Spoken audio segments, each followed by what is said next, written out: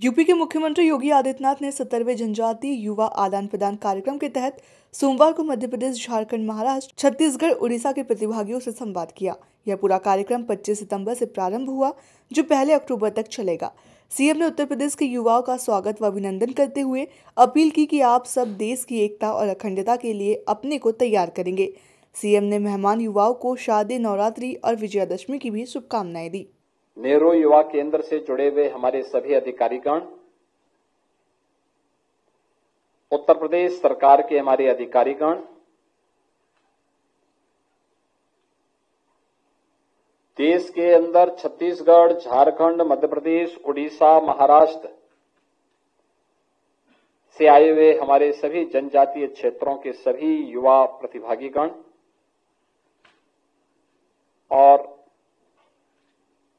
हमारी पैरामिलिट्री से जुड़े हुए सभी जवान और उपस्थित बहन और भाइयों,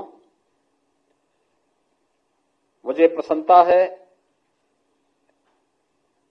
कि आदरणीय प्रधानमंत्री जी की प्रेरणा से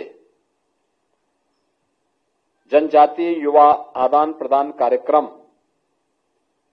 यानी माई भारत आज लखनऊ में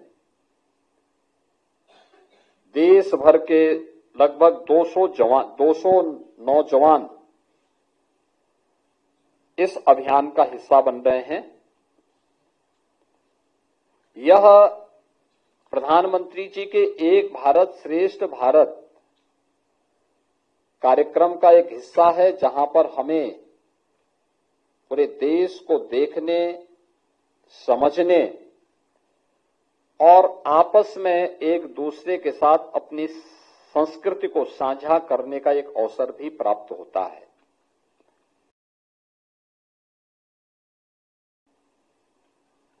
कि भले ही हमारी बोली भाषा में थोड़ा अंतर हो,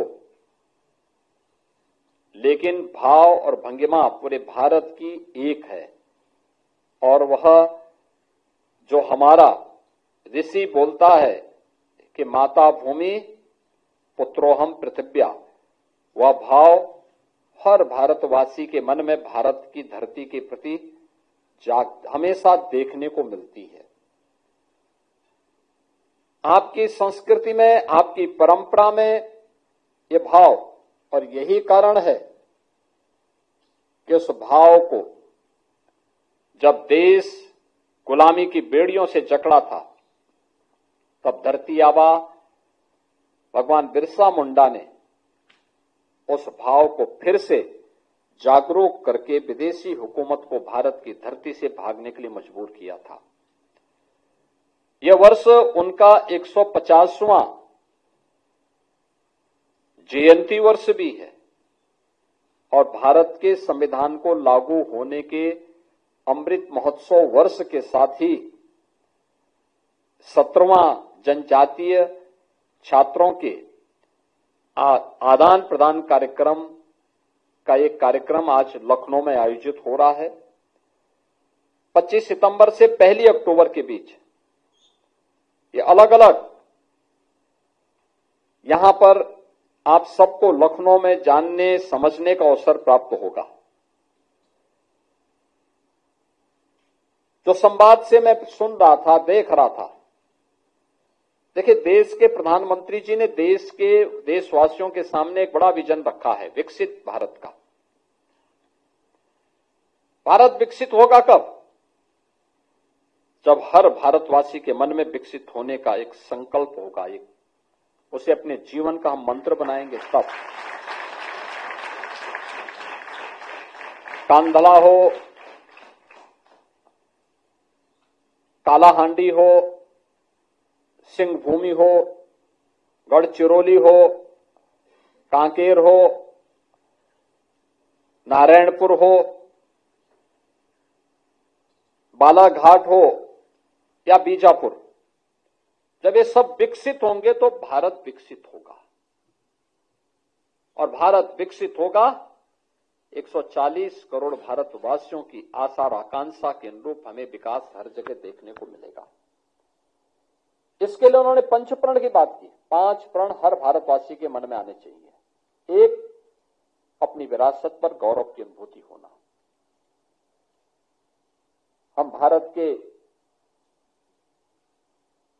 सभी महापुरुषों के प्रति, देवी देवताओं के प्रति, ऋषि मुनि परंपरा के प्रति, स्वतंत्रता संग्राम सेनानियों के प्रति श्रद्धा का भाव रखते हैं।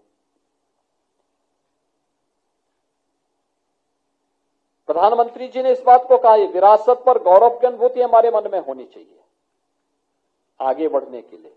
नंबर 2, उन्होंने कहा गुलामी की मानसिकता को त्यागना होगा। गुलामी की मानसिकता क्या? ये है जो हम लोगों के मन में आती है कि साहब हम नहीं कर पाएंगे, ये गलत है। हम कर सकते हैं, हम करेंगे, ये भाव हमारे मन में होना चाहिए।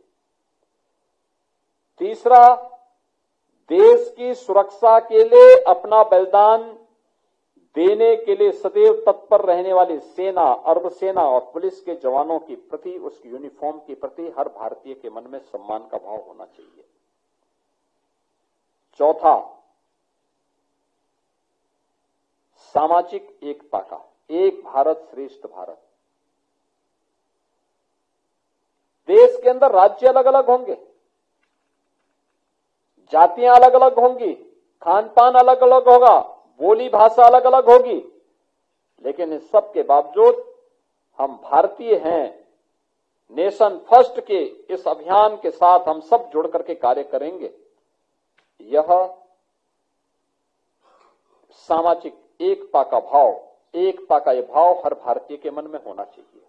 और पांचवा, जो प्रधानमंत्री जी ने हर भारतवासी से अपील की है, और वह नागरिक कर्तव्य। छात्र अपने दायित्वों का निर्वहन करें, शिक्षक अपने दायित्वों का निर्वहन करें, समाज के हर तबके का व्यक्ति, किसान अपने कर्तव्य का निर्वहन करे, युवा अपने कर्तव्य का निर्वहन करे, सरकारी सेवक अपने कर्तव्यों का निर्वहन करें, हर जनप्रतिनिधि अपने कर्तव्यों का निर्वहन करें। नागरिक कर्तव्य के रूप में जिस व्यक्ति की जो जिम्मेदारी है, ईमानदारी से उस कार्य को करना, यही हमारा राष्ट्रीय दायित्व होना चाहिए। ये पंच प्रण विकसित भारत की आधारशिला बनेंगे और विकसित भारत भारत की 140 करोड़ आबादी की आशार आकांक्षाओं के अनुरूप होगा। उस अभियान के साथ जुड़ने का कार्य और ये जो आपका आना है, एक दूसरे को समझना है, ये भी विकसित भारत की परिकल्पना को, संकल्पना को आगे बढ़ाने का ही अभियान है।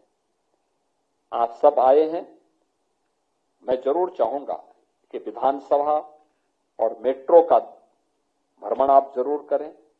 आप में से बहुत सारे लोगों ने नहीं किया होगा, लेकिन जरूर करें, देखें कैसे विकास होता है, पब्लिक ट्रांसपोर्ट का माध्यम कैसे आगे बढ़ सकता है, विधानसभा कैसे होनी चाहिए।